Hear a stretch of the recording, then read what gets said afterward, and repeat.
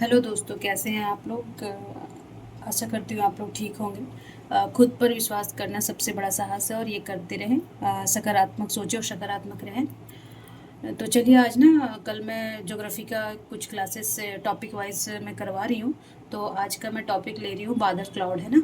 इसे UPSC PCS जितने भी कॉम्पिटिटिव एग्जाम होते हैं ना, सबके लिए इम्पोर्टेंस है। और अभी जैसे उत्तराखंड में आया वो बादल फटा, तो हम जब बादल के बारे में जानेंगे नहीं तो वो कैसे हम डिफाइन कर पाएंगे, या फिर उससे रिलेटेड क्वेश्चन आएगा तो मैं कैसे हम लोग कैसे उसको सॉल्व कर पाएंगे, है ना। तो मैं छोटे छोटे टॉपिक बना के हर एक टर्मिनोलॉजी और ज्योग्राफी का जो टॉपिक है मैं उसे समझाने की कोशिश कर रही हूँ। अपना बेस्ट दे रही हूँ। आप बस ध्यान लगा के ना, अगर स्लो हो तो उसको स्पीड में बढ़ा के भी देख ले 2-3 बार। तो मुझे नहीं लगता कि इससे कहीं बादल से कोई क्वेश्चन छूटे, है ना। तो चलिए आज का क्वेश्चन है पहले सॉरी आज का टॉपिक है बादल क्लाउड, है ना। तो अब पहले हम देखेंगे कि बादल कैसे बनता है। ठीक है। तो बादल कैसे बनता है। बादल पानी की छोटी बूंदें या बर्फ के क्रिस्टल से बनते हैं ना। बर्फ के छोटे छोटे क्रिस्टल होते हैं ना, जैसे बादल की, जैसे पानी की छोटी छोटी बूंदें क्या होती है, मान लीजिए ये छोटा, ये बड़ा, ये बड़ा, ये ना संघनित होकर ना एक जगह ठंडा होकर एक जगह इकट्ठा हो जाते हैं। बहुत तरह के बादल होते हैं, मैं बताऊंगी। कभी ऐसे विशाल ब्लैक दिखता है, कभी वाइट दिखता है। ये सब क्या आसमान जो हमें दिखाई देता है।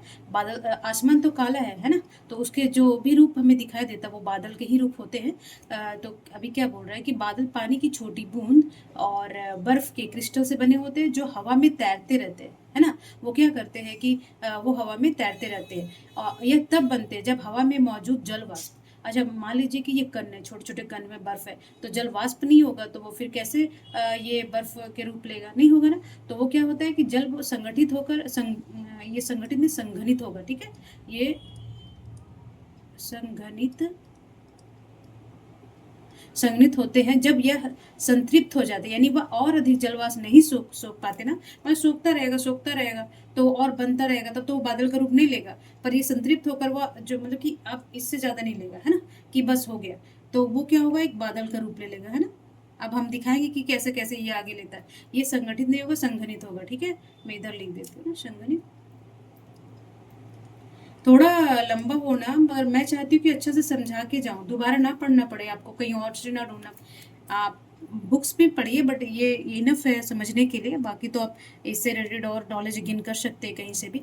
तो हाँ चलिए, अब बादल कैसे बनता है समझ गए। ठीक है। तो अभी मैं कितने तरह के बादल है वो मैं बताऊंगी। पहला कि बादल के कितने प्रकार होते हैं, तो 3 प्रकार होते हैं। ये ऊंचाई के अकॉर्डिंग होता है। देखिए बादल ना, हम बादल को उसके प्रकार में कैसे, एक तो इसकी आकृति कैसी है। ये रूई जैसा लग रहा है, कपास जैसा लग रहा है, घना है, फिर एक पतली परत जैसा है। तो इसको हम कैसे करेंगे, आकृति, है ना। तो हम इसको कैसे डिफाइन करेंगे कि बादल कितने, एक आकृति के द्वारा, है ना। फिर ये एक विस्तार, ठीक है, इसकी ऊंचाई और विस्तार क्या है। और तीसरा है कि इसकी ऊंचाई, है ना। तो ये 3 तरह से हम बादल को डिफाइन कर सकते हैं। तो पहला पहला क्या है कि उच्च बादल, फिर है मध्य बादल और निम्न बादल। तो ये बादल ना ऊंचाई के अकॉर्डिंग कि सबसे ऊंचे बादल बादल कैसे होते हैं ना। तो चलिए हम देखते हैं। पहले ना एक बार नजर दौड़ा लेंगे कि ये बादल, और हाँ एक बात और, जो 3 है निम्न, उसके अलावा जो हमें नीचे ना, इसके अलावा संवहनीय बादल, वर्टिकल क्लाउड होता है, जो ऊपर उठने वाली गर्म हवा के कारण बनता है। देखिए हम जानते हैं ना ज्योग्राफी टर्म में कि मान लीजिए यहाँ पे गर्म हो रहा है भूमि, ठीक है, यहाँ पे गर्म हो रहा है, और हम जानते हैं कि कोई भी चीज गर्म होता है वो हल्का होता है और फैलता है ना। तो ये जब यहाँ की जो वायु होगी वो गर्म होगी तो गर्म होके फैलेगी और ये ऊपर की ओर उठेगी, है ना। तो भाई ये गर्म कब तक होगी, कुछ दूरी तक, कुछ दूरी तक ये गर्म होगी ना। तो कुछ दूरी पर जाके ये ठंडा हो जाएगी और संघनित हो जाएगी, है ना। वो जो वायुमंडल में कण है, वाष्प है, उसमें संघनित होकर छोटे छोटे कण को इकट्ठा करके एक बादल का रूप ले लेगी, है ना। तो ये हो गया संवहनीय बादल। आगे हम पढ़ाएंगे। तो देख लीजिए जो ऊंचाई पे कौन कौन से पछाव, पछाव स्तरीय ये सब बादल है। ठीक है। तो ये पछाव बादल हो गया, पछाव स्तरीय बादल हो गया, है ना। तो पछाव कपासी बादल हो गया। देखिए कपास गोले गोले के रूप में दिख रहा है ना। और ये नीचे देखिए पंख, ये बड़े बड़े गुंबद, है ना। और ये नीचे जो वर्षा कराती है, ये जो काले काले बादल दिखते हैं ना, तो ये लो वाले होते हैं जो, है ना। तो देखिए आगे चलिए हम देखते हैं, फिर आगे हम समझा देंगे ना तो बहुत समझ में आ जाएगा।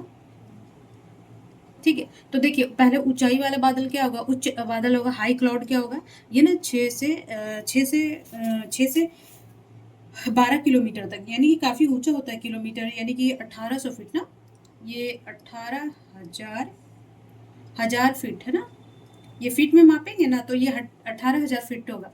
और जब हम किलोमीटर में मापेंगे तो 6 से 12 किलोमीटर की ऊंचाई तक ऊंचे बादल पाए जाते हैं। ठीक है। तो उच्च उच्च बादल में जो हम यहाँ देखे थे, देखिए यहाँ उच्च बादल ना, ये पछाप, कपासी, कपासी, स्तरीय, ये सब हम समझा रहे हैं, तो उसी का उच्च बादल में हम पहले देखेंगे। जो हाँ दिख रहा है, ठीक है। चलिए, तो ये उच्च बादल में क्या है, पछाप बादल पतले पंख जैसे और बर्फ के क्रिस्टल से बने होते हैं।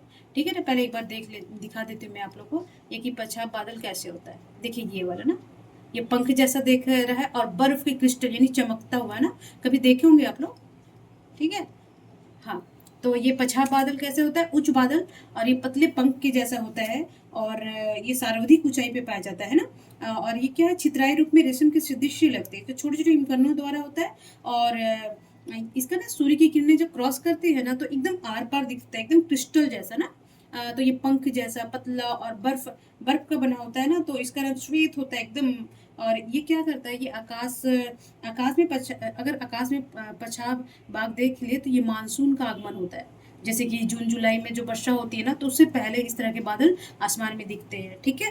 तो पछाप बादल हो गया कि ये पंख के जैसा, ये देखिए कभी कभी ना ये पूछ लेता है कि पंख जैसा उसे कौन सा बादल कहते हैं। अब देख लीजिएगा आप प्रीवियस ईयर के क्वेश्चन में ना, जब मैं क्वेश्चन कराऊंगी ना, अभी तो पहले मैं टॉपिक सारा पढ़ा दूँ, ज्योग्राफी से रिलेटेड मैं स्टार्ट करी हूँ। ठीक है। तो चलिए, अब दूसरा इसी का है, जो जो हाई बादल में है, मतलब कि उच्च बादल में पछाव स्तरीय बादल। देख लीजिए, इसका फोटो ना मैं डाल दी ताकि नज़र में आपका बंधा रहे दिमाग में। और तो इसमें क्या होता है, ये भी ये 18,000 फीट यानी कि 6 से 12 मीटर फीट तक, सॉरी किलोमीटर तक ऊंचाई में पाया जाता है। और इसके सूर्य, चंद्रमा और प्रभामंडल बने होते हैं, जो चक्रवात।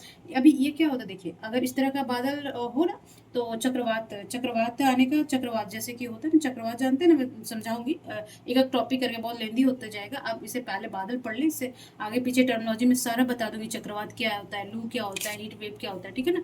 तो ये क्या, देखिए पछाप बादल कैसा दिखता है ना, तो ये चक्रवात आने का, अगर ऐसा बादल है तो तूफान आने का आगमन होता है। ठीक है। अब क्वेश्चन सॉरी, अब तीसरा बादल, इसे उच्च बादल में ही हम तीसरा बादल देखेंगे। देखिए वहां दिखाए थे ना कि ये रुई जैसा दिखता है, कपास के जैसा, कपास का रुई देखे होंगे ना, सेम ऐसे है। पछाप कपासी बादल छोटे सफेद रुई के टुकड़ों जैसा दिखाई देते हैं।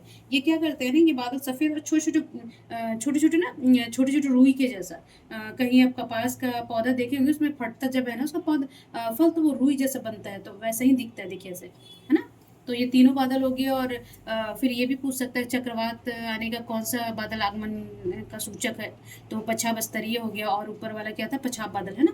तो चलिए, अब मध्य बादल को हम देखेंगे, डिफाइन करेंगे, है ना। तो ये है, ये ऊंचाई है ना, उच्च स्तरीय है ना, तो ये उच्च स्तरीय बादल है, उच्च कपासी बादल, है ना। तो ये सफेद या भूरे रंग के पेच और परत के रूप में बने होते हैं। जैसे ये पेच होता है ना, ये छोटे छोटे मोटे मोटे, है ना। तो ये क्या होता है, कपासी बादल है। ये पछाप कपासी के प्रति भांति कम ऊंचाई पर पाए जाते हैं बादलों में ना। ये जैसे कि ये क्या होता है ना, कि देखिए 2 से 7 किलोमीटर की ऊंचाई में पाया जाता है ना। और इसका देखिए ये कैसा दिखता है, सफेद और भूरे रंग के, थोड़ा ऐसा भी बादल देखे होंगे, देखिए कहीं कहीं ज्यादा सफेद और कहीं कहीं ना ब्राउनिश में है, जो इकट्ठा ज्यादा हो जाता है ना। तो चलिए, अब ऊंचाई स्तरीय बादल होता है, ये धूसर और नीले रंग के परत जो सूर्य चंद्रमा को धुंधला कर देते हैं ना। सूर्य और चंद्रमा को क्या करते हैं, धुंधला, क्योंकि ये इतने परत जैसे होते हैं ना, धूसर नीले। ये क्या करते हैं कि ये स्तरीय बादल क्या करता है, आकाश में लगातार रूप से नीले और भूरे रंग की पतली चादर, बादलों की उच्च स्तरीय कहते हैं, इसे विस्तृत और लगातार वर्षा होती है। अगर अगर ऐसा बादल आ जाए ना, तो रेगुलर मतलब लगातार वर्षा होता रहेगा और होता रहेगा। तो ये क्या करता है, सूर्य की किरणें, क्योंकि ये परत जैसा है ना, परत जैसा सूर्य की किरणों को ढक देता है, और एक परत जैसा हो जाता है। तो ये क्या करेगा, अगर इस तरह के बादल होंगे, क्योंकि हर तरह से एक देखिए इक्वल जैसा छाया हुआ है ना, तो ये लगातार वर्षा करेगा ना, ये लगातार वर्षा करेगा। तो उच्च स्तरीय बादल धूसर या नीले रंग के परत है, जो सूर्य या चंद्रमा के धुंधला कर देती है, यानी कि उसकी रोशनी को रोक देती है। ठीक है। अब निम्न बादल में चलेंगे, है ना।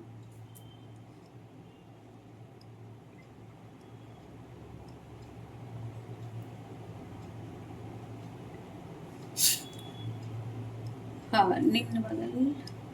हम्म। स्त्री बादल, स्त्री कपाशी बादल है। देखिए अब ये क्या है, एक समान धूसर पर जो कभी कभी बूंदाबांदी और हल्का हल्की वर्षा करती है। अगर इस तरह का, ये क्या कोहरा जैसा लगेगा ना, हल्का कोहरा कोहरा जैसा लगेगा।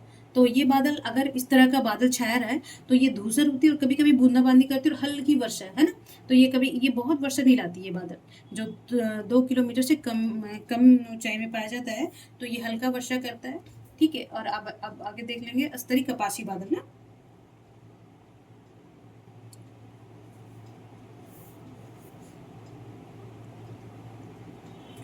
हम्म। तो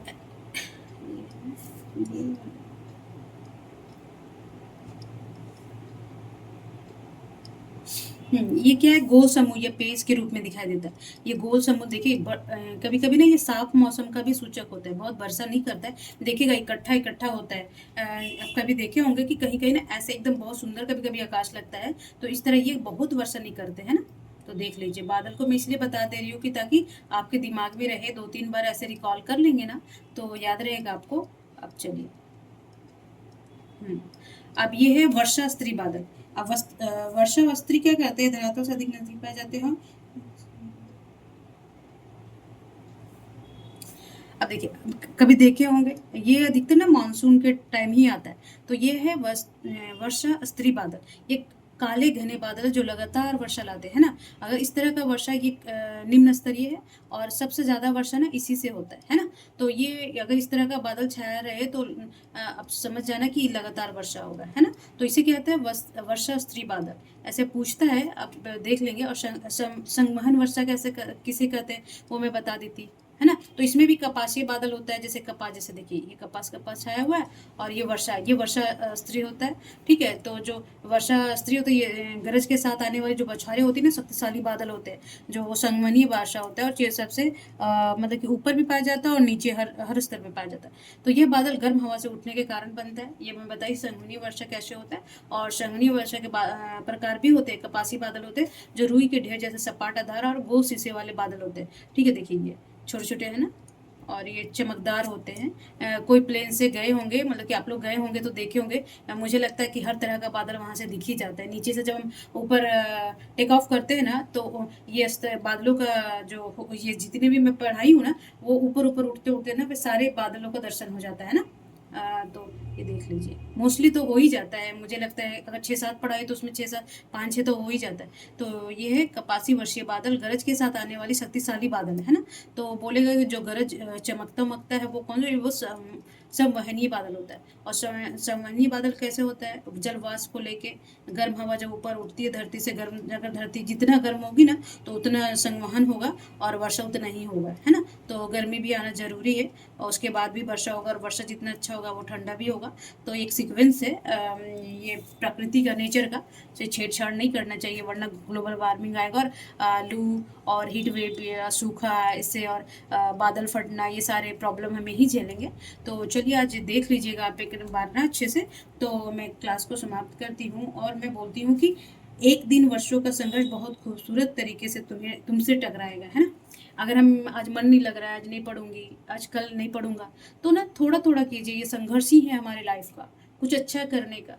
ठीक है, देखिए हमेशा 100% कुछ भी नहीं होता। असंतुष्टि है जब तक जिंदगी है, तो मन है और इच्छा है तो असंतुष्ट होएंगे। और पर देखिए अभी जितना जो हम स्टूडेंट पीरियड में हम झेलते हैं ना, वो नहीं होगा। अगर आप इकोनॉमिकली थोड़ा स्ट्रांग है तो बाकी चीज़ें हो जाती हैं।